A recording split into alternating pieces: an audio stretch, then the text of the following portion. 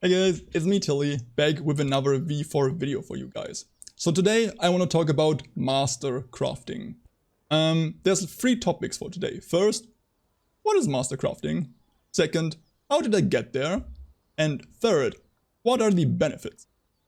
So first, what is master crafting? Master crafting right now is the highest rank of crafting proficiency. And it's basically achieved by getting to Legendary 6. You see the quotation marks in just a second. Some of you might have noticed if you go to the menu, to quests, in the bottom right corner it reads Craft Mastery, right? And for most of you this will be grey, and it's unlocked after you get to Legendary 5, and then fill the EXP bar yet again. That's why I said Legendary 6. Legendary 6 technically does not exist. However, you need to fill the bar again after getting 5. So it's basically like getting to 6. Once you unlock this quest, I won't click on it yet because it shows the reward, which is like the spoiler or like the big reveal in the end. You will start a quest chain, and I will talk about that quest chain on the second topic, how do you get there? Which basically starts right now. I'm gonna guide you through what I think is the most effective way of leveling up blacksmithing. I will also kind of talk about it in general, so you might be able to use that knowledge on polishing as well. Let's start with it though. First thing you gotta do is go get some copper, craft it down into ingots, get your first EXP. From there you don't really have much choice, but to also use some wood to craft some amateur stuff, which is like decent EXP return.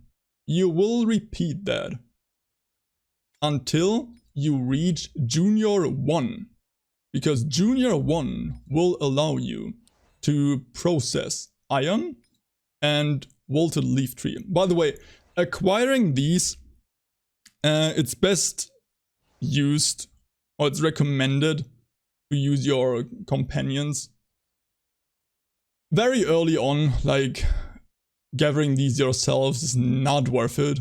The only time where it's really worth it yourself is later on for gold and bloom tree, which are the last 2 ones, which you need blue companions for, which are kind of rare. And if you only have like 1 or 2, it might take you like a few days to get the materials, but I'll come to that later on. However, the first tiers, probably until like silver and light shard, it's recommended to use your companions to get the materials.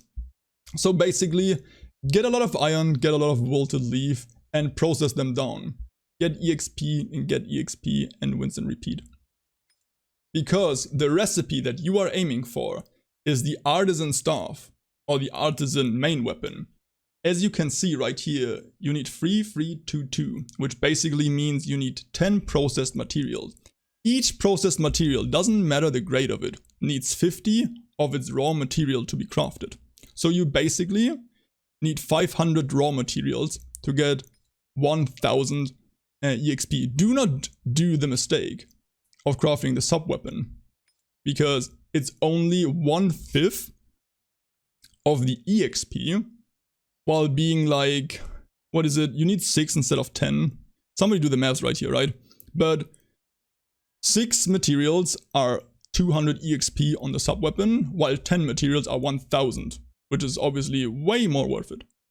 So you will be crafting these artisan staffs or artisan main weapons for a while, mainly until you get to silver and light shard. I would skip over crystals and emblem tree altogether, because A, their EXP per process is not more valuable than crafting the main weapons, and they're only used in blue gear recipes. And let me tell you, there's nothing that's less EXP efficient than crafting blue gear. You need 200 processed materials, 10,000 raw materials to get 40k EXP. And on top of it, you need this rare essence. And let me tell you, it is rare.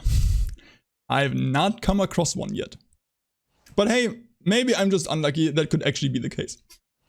However, your goal is to unlock silver and light shard eventually.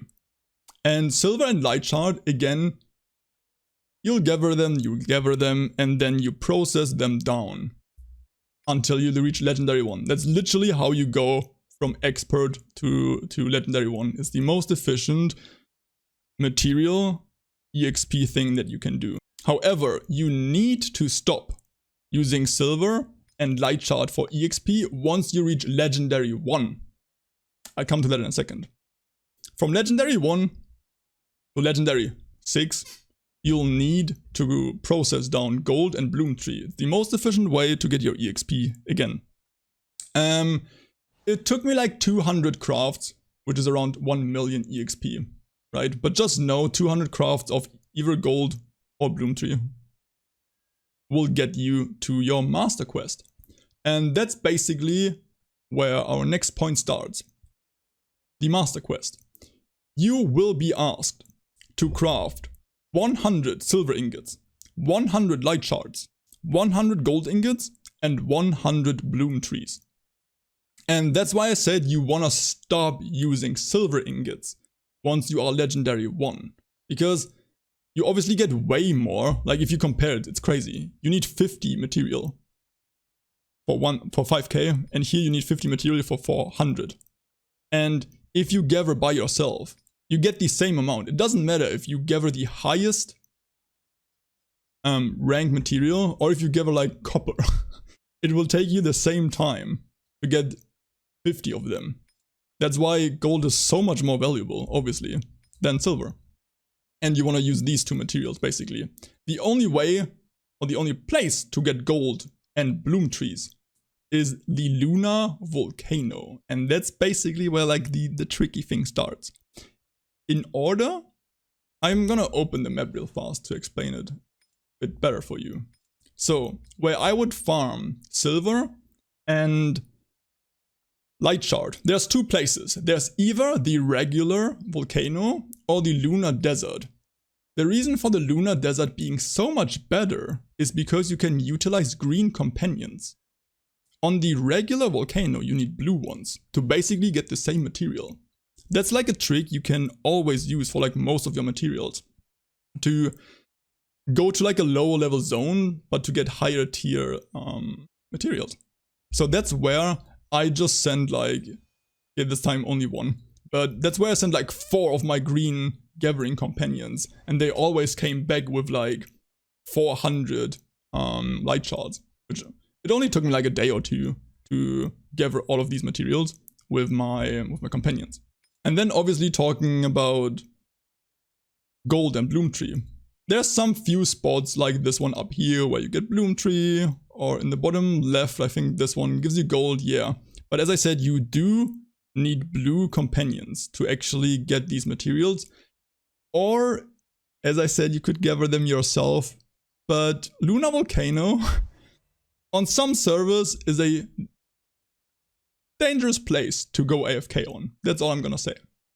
Anyway, with that being said, while you get your 100 silver, light shards, gold, and bloom trees crafted, you need to do that during the quest, by the way. He will not accept previously crafted ones. You will have to get another 5k silver, gold, and everything. And after getting the quest, you will then have to craft 100 silver, 100 light shards.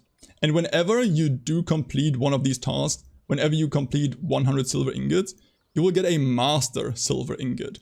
You will not lose the ones that you crafted, you will actually keep them, which is pretty cool.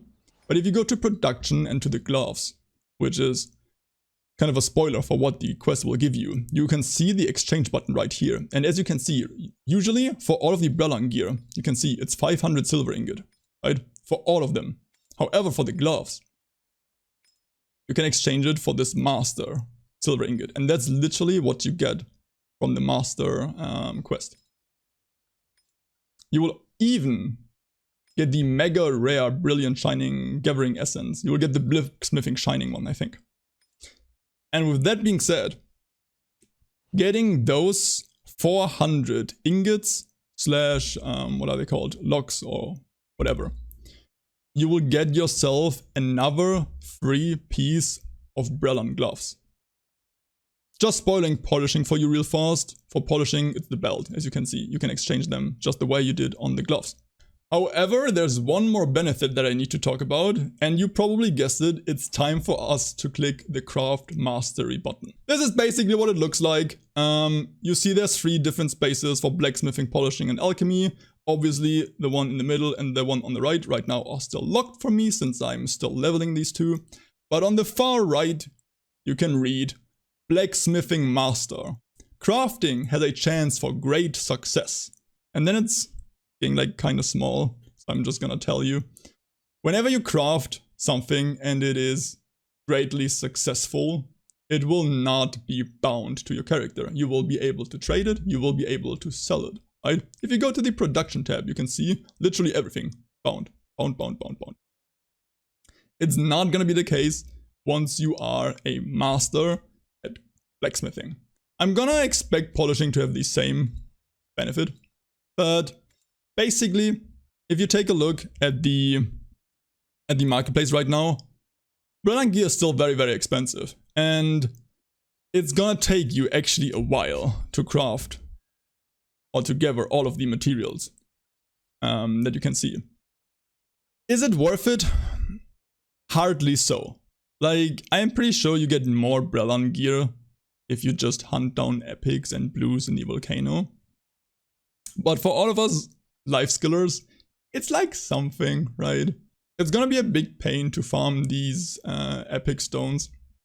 So I don't even know what the ratio is like how likely is it to have a greatly successful craft? How likely it is to get these epic crystals? There's one quick edit that I'll have to do about the epic essence, and I need to say that it's only obtainable from the legendary tier material of each gathering proficiency. That would be the cactus or herb. It would be bloom tree for woodcutting, gold or ores, and I think for digging it's the old pottery or whatever. In the volcano, there are these epic tier gathering spots which you cannot deploy companions to, so you have to come across them yourself. They will be noticeable if you come across them. They will be like way bigger than their regular version. They will yield way more products, where usually one tree is 1 wood. On the big trees it's like up to like, I got 30 I think actually, cutting down the big one, and only the big one has a chance of dropping the epic crystal. And it's similar for all of the other gathering proficiencies, obviously. But alright guys, that's basically it from start to finish. How do you get there? What are the rewards laid down for you? I hope you enjoyed the video. Leave a thumbs up if you did. And don't forget to have fun playing the game. I really do appreciate you watching the video, and I'll catch you on my next one. Bye.